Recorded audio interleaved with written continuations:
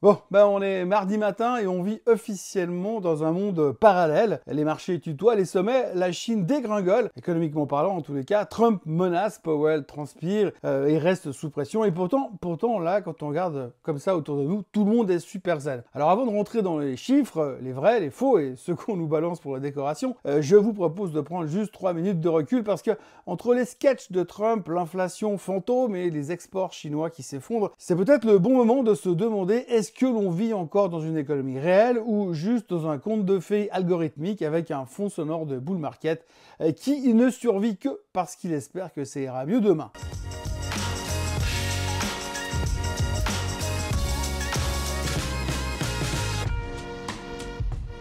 Alors avant toute chose, ce que vous allez entendre et voir dans cette vidéo n'est pas un conseil financier, c'est mon avis, mon analyse et parfois mon humeur du jour. Par contre, si vous voulez comprendre la bourse, là, vous êtes au bon endroit. On va donc commencer par les indices américains, toujours à deux doigts des records historiques, et pourtant, économiquement, rien ne suit vraiment. Mais c'est pas grave parce que pour l'instant, on regarde ailleurs. On regarde la géopolitique, les droits de douane, les sketchs de Trump, avec en bonus cette semaine la garde nationale à Los Angeles pour calmer les émeutes, ou démarrer une guerre civile, on ne sait plus trop, et puis surtout, depuis ce matin, c'est pas que la garde nationale, puisque les Marines arrivent aussi. Wall Street s'en fout, mais si le Congrès commence à s'en mêler, on pourrait vite glisser vers un autre délire, le plafond de la dette, parce qu'à force de se fâcher avec tout le monde, même ses copains républicains risquent de demander à Trump de se calmer un petit peu, surtout si on veut éviter un défaut d'ici l'automne. Mais bon, pour l'instant, tout va bien, c'est d'ailleurs le mantra qu'il faut répéter tous les jours, tout va bien.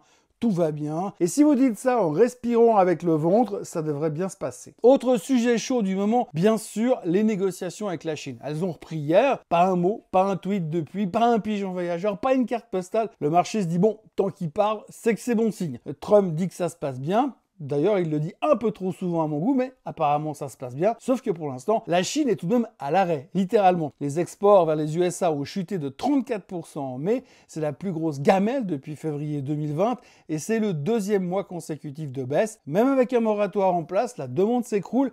Les droits de douane à 30%, ça fait quand même toujours très mal à l'économie. Alors Pékin tente la diversion, faire transiter le tout par le Vietnam pour contourner les réglementations américaines. La hausse des exports en direction du Vietnam est de 22%. En gros, c'est du commerce mondial version cash-cash, mais ça ne peut pas tenir comme ça. Il va falloir que la Chine trouve un deal. C'est ce qui rassure les marchés. Les négociations reprennent actuellement, mais il nous faudra plus qu'un moratoire à rallonge pour nous détendre. On aimerait un deal, un vrai. Puis d'ailleurs, quand on regarde juste les chiffres chinois qui sont sortis hier, c'est une catastrophe. Ça s'enfonce toujours un petit peu plus. Et au milieu de tout ça, bien sûr, il y a l'inflation. L'inflation qu'on attend, l'inflation qu'on redoute, l'inflation qu'on annonce et qui pour l'instant ne vient pas, ou pas encore. Tous les experts, ceux qui changent d'avis à chaque pleine lune, nous juraient que l'impact des tarifs douaniers se verrait en avril, puis après en mai, voire en juin. Mais maintenant, les chiffres le montrent, pour l'instant, l'inflation est maîtrisée. Alors on repousse, on dit, ah vous verrez, s'il y aura vraiment l'impact d'ici la fin de l'été. Et puis si entre-temps, il y a un accord qui est trouvé, bah alors il y aura peut-être plus d'impact du tout, ou pas. En tout cas, peut-être que Trump a raison, l'inflation n'existe pas et Powell est peut-être juste un abruti qui refuse tout simplement de baisser les taux. Mais quoi qu'il en soit, on en saura plus demain avec le CPI. Mais soyons honnêtes, même si l'inflation repart, ce sera attendu et Trump trouvera bien un moyen de sortir une connerie assez grosse pour que ça rassure tout le monde. Les marchés sont dans un mood, ça monte et rien ne peut nous arrêter. Le record historique sur le S&P 500 est une évidence et je ne vois pas comment on n'y arriverait pas. On a laissé la peur du 2 avril derrière nous, on l'a enfermé dans un placard, un peu comme les monstres qu'on avait sous nos lits quand on était gamin. On se dit que tant qu'on n'y pense pas, on n'a pas peur. C'est soit de la naïveté, soit de la procrastination. Et pourtant, si l'inflation revient, vraiment, on est mal, parce que Trump veut baisser les taux et Powell ne peut pas, il ne veut pas relancer l'économie en pleine tension inflationniste. C'est un peu comme balancer de l'essence sur un feu en espérant que ça va l'éteindre. Si tu baisses les taux, tu relances la demande. Si tu augmentes les tarifs douaniers, tu augmentes les prix. Et si tu relances l'économie alors que l'inflation s'apprête à rebondir, ça ne peut pas bien se terminer. Et puis alors, il y a les chiffres de l'emploi. J'en ai déjà parlé dans le Swiss Bliss ce week-end, mais quand même. 139 000 emplois créés, soit 14 000 de plus que les attentes. Alors vous avouerez qu'il y a de quoi se rouler dans le caviar. Sauf que, on a révisé avril à la baisse, moins 30 000. Et puis mars, moins 65 000. Donc 95 000 jobs évaporés dans l'indifférence générale. Et pendant ce temps, une autre enquête nous dit que 696 000 personnes ont perdu leur job. Ah oui, et puis aussi que 625 000 ont quitté la population active parce qu'ils sont découragés. Mais tout va bien, tout va bien. Tout va bien, c'est le mot magique. Les marchés montent, les experts disent que c'est cohérent et tout le monde trouve ça parfaitement normal. Ça, c'est la vraie magie de 2025. On vit dans un monde où les chiffres sont bidons, mais tant mieux parce que pour l'instant, les marchés adorent. D'ailleurs, on commence à trouver des médias qui osent dire que les chiffres sont bidons. C'est pas juste moi qui suis de mauvaise foi. Wall Street essaye encore de comprendre si l'économie américaine est en train de ralentir ou si les chiffres sont juste pourris. Et la surprise, même les stats officielles commencent à sentir le pâté. Cette semaine, on a d'ailleurs appris que le Bureau of Labor Statistics, le fameux BLS que j'adore, celui qui pond les chiffres de l'inflation et des NFP, a dû réduire la collecte de données faute de budget. En clair, plus assez de bras pour aller interroger les prix dans certaines régions. Résultat, certains détails du fameux CPI, celui qui sort demain, pourraient être un peu plus volatiles. Déjà qu'ils étaient mauvais avant, j'ose pas imaginer ce que ça va donner maintenant. Et puis c'est pas tout, il y a aussi la perception. Parce qu'un analyste disait hier, tout le monde sait que les chiffres sont foireux, mais on continue à faire semblant parce que c'est la perception qui compte. La Fed, elle bosse surtout avec le PCE, mais là aussi, c'est basé sur des données pourries, collectées à la ramasse, avec des chiffres qui sont tout simplement tirés par les cheveux. Et si vous vous demandez si ça peut fausser la politique monétaire, la réponse est oui, puisque certains économistes estiment même que si les vrais chiffres avaient été disponibles plus tôt, la Fed aurait pu éviter les hausses de taux de 2023 ou alors commencer à baisser les taux plus tôt. Pendant que les chiffres de l'emploi sont systématiquement révisés à la baisse, pendant que l'inflation est mesurée à moitié par des gars qui n'ont pas le budget, la Fed, elle doit décider quoi faire de ces taux à tâtons. Et les investisseurs, évidemment, ils naviguent à vue. En résumé, les chiffres économiques US ne sont plus aussi fiables qu'ils ne le furent dans le temps, et c'est pas moi qui le dis. Le BLS manque de moyens, la Fed navigue dans le brouillard, les marchés font semblant que tout va bien, et tout le monde se prépare à taper les plus hauts de tous les temps. C'est un peu le résumé de ce qu'on vit en ce moment. Mais revenons juste 2 secondes sur les chiffres de l'emploi, parce qu'on va pas juste se contenter de dire du mal sans creuser un tout petit peu le sujet. Il faut quand même retenir qu'en mai, il y a eu un écart énorme de 835 000 emplois entre les 2 principaux indicateurs du marché du travail américain. D'un côté, le rapport officiel sur l'emploi, les non-farm payrolls, annonce 139 000 nouveaux emplois créés, et de l'autre, 696 000 personnes auraient perdu leur job selon l'enquête auprès des ménages, soit la 2e pire chute depuis 2020. L'enquête auprès des ménages, c'est ce qu'on appelle le Household Survey. Ce Household Survey est souvent jugé plus précis parce qu'il ne compte chaque travailleur qu'une seule fois, même s'il cumule plusieurs jobs. Et comme si ça suffisait pas, 625 000 personnes ont quitté la population active en mai, ce qui montre encore une détérioration encore plus profonde du marché du travail. Donc c'est des gens qui ont arrêté de chercher du travail, c'est des gens qui ont abandonné leur recherche et qui passent à autre chose. Autre chose, on ne sait pas quoi. Bref, les chiffres ne collent pas, ne sont pas extraordinaires, et je sais pas vous, mais moi je trouve que ça commence un tout petit peu à se voir. Oui, l'Amérique crée des emplois pendant que tout le monde perd son boulot, ça paraît quand même un peu bizarre. L'écart entre les deux chiffres, c'est 835 000 jobs. Normalement, même Bruno Le Maire devrait voir qu'il y a un truc qui cloche. C'est même plus un écart, c'est un trou noir statistique. Mais alors, en gros, ça veut dire quoi ce délire?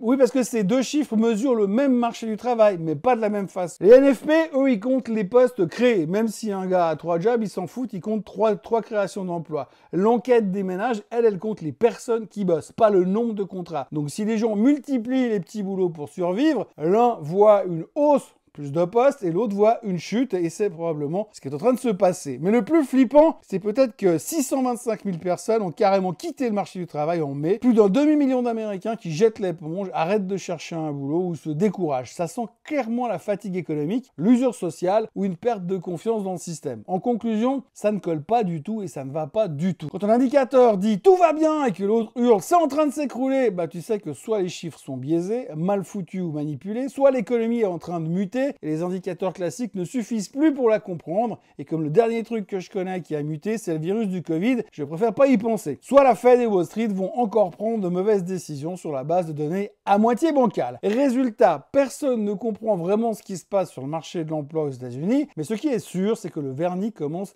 à craquer sérieusement. Mais que l'on se rassure, ce matin, les futurs sont en hausse et tout le monde se réjouit de l'accord qui va être annoncé avec la Chine parce que ça devrait régler tout le problème une fois pour toutes, même tous les problèmes une fois pour toutes. Et si ça ne suffit pas, bah c'est pas grave, on trouvera un autre narratif pour compenser. Mais pendant que nous sommes en train de gérer la macro comme Don Quichotte gérait les moulins avant, il s'est quand même passé 2-3 trucs qu'il faudra retenir. D'abord, Tesla tente un rebond, plus 4,5% hier, après 3,8% vendredi. Mais faut pas s'y tromper, la semaine dernière, ça reste une boucherie avec une chute de 15%, la pire depuis octobre 23. En cause, bien sûr, le bon vieux clash entre Musk et Trump. Et cela dit, Tesla, c'est pas que Musk, et le marché a les yeux rivés sur les fameux robots taxis annoncés à Austin ce jeudi. Sauf que Tesla, pour l'instant, n'a toujours rien confirmé officiellement. Et puis côté Apple, c'est la douche froide après leur réunion des développeurs. Le titre perdait 1,2% après une conférence où il ne s'est rien passé. L'update sur Siri, qui était hyper attendu, est repoussé sans date précise. Et selon un analyste hier soir, si Steve Jobs avait vu ça, eh bien il aurait probablement fait un malaise. Parce qu'aujourd'hui, il n'y a pas grand-chose de très sexy qui sort de chez Apple. Résultat, pour l'instant, le titre reste en baisse de 20% sur l'année. Et puis autrement, on retiendra aussi du côté des recalés du S&P 500, Robinhood, Applevin, Cheniere Energy et Interactive Brokers ne sont finalement pas rentrés dans le S&P 500. Standard & Poor's a décidé de laisser l'indice tel qu'il est, et puis on va d'abord le laisser monter à 7000. Finalement, cette histoire de nouveaux entrants dans le S&P 500, c'était beaucoup de bruit pour rien. En revanche, Nvidia continue sa tournée mondiale façon rockstar de l'IA. Jensen Huang a ouvert le London Tech Week main dans la main avec le Premier ministre britannique sous les applaudissements. Il paraît que même les Beatles n'avaient pas eu droit à un tel accueil. Il y a même des journalistes qui disent que Jensen Huang, c'est Iron Man, ou Tony Stark, c'est selon. Et puis retournons un peu dans le monde du réel, puisque côté santé publique, Robert F. Kennedy vient de virer l'intégralité du comité d'experts du CDC sur les vaccins, sans prévenir. Il l'a tout simplement fait via une tribune dans le Wall Street Journal. Il dénonce des conflits d'intérêts persistants, remettant en cause le fonctionnement du comité. Donc la communauté scientifique est en train de baliser, parce que personne ne sait qui va les remplacer. Visiblement, Casimir est indisponible, Bozo le clown aussi, mais il se murmure que Olivier Véran et Agnès Buzyn auraient envoyé leur CV pour postuler. Pendant ce temps-là, chez les robots, on continue le grand remplacement puisque OpenAI dépasse les 10 milliards de dollars de revenus annuels récurrents à peine 2 ans et demi après le lancement de ChatGPT. Et pour finir sur une note plus musclée, comme je vous le disais en début de vidéo, Trump vient donc d'envoyer 700 Marines à Los Angeles après la garde nationale. Alors là, honnêtement, on ne sait pas où ça va, mais visiblement, on y va. Autrement, côté chiffres de la journée, pas grand-chose, mis à part le Seco en Suisse pour prendre la température du moral des consommateurs. Et ce soir, histoire de faire plaisir aux nostalgiques, GameStop publiera ses résultats. Mais franchement, tout le monde s'en fout. Les futurs montent de 0,42% et on a tous l'air convaincus que tout va bien se passer. Tout monte, tout va bien, personne ne comprend rien.